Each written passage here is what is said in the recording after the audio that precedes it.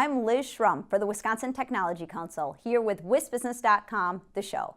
Just ahead, Tom Still talks about the prospects for a corporate fund of funds in Wisconsin.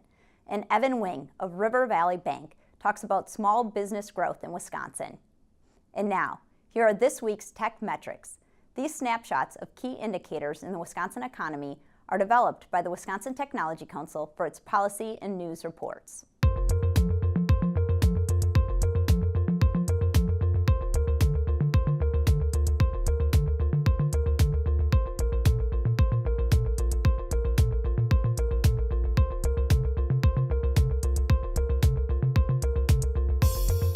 And now, here's Tom Still with his Inside Wisconsin commentary.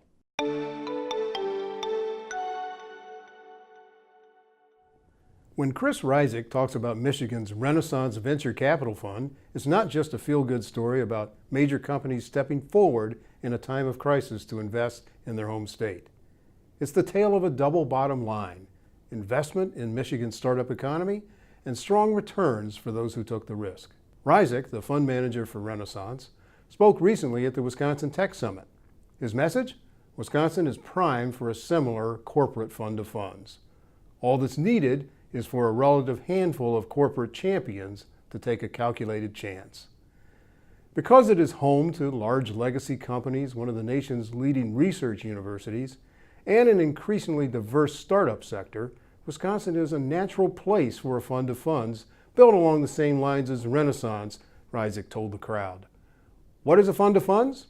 It's a vehicle for pooling capital and investing in emerging firms. Renaissance is an early example of such a fund led by Michigan's major corporations, such as Ford, La-Z-Boy, Whirlpool, and more.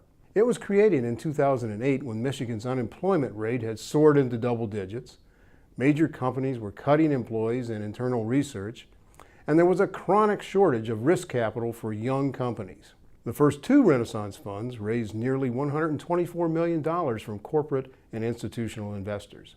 That money was reinvested in 25 venture capital funds across the nation, bringing those experienced funds to Michigan in a physical sense, sometimes opening a local office, to kick tires and invest in promising startups. Financial returns for Renaissance over 9 years have outperformed national benchmarks for rate of return and profit distributions. The fund ranks in the top quartile of the venture capital asset class.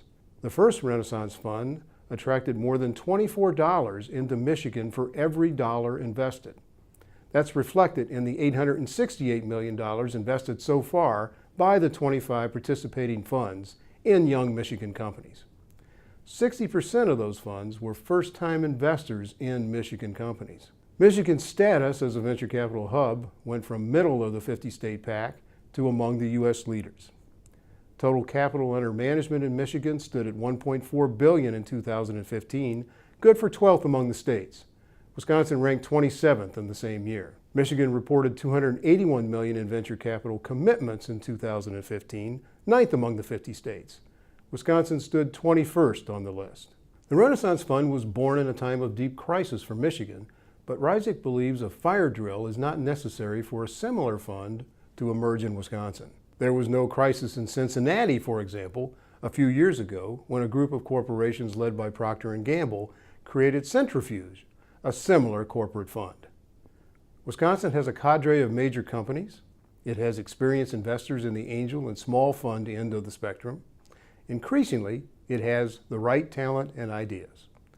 What's needed is a shared sense of opportunity about reinvesting in Wisconsin. If its homegrown companies won't do so, why should others?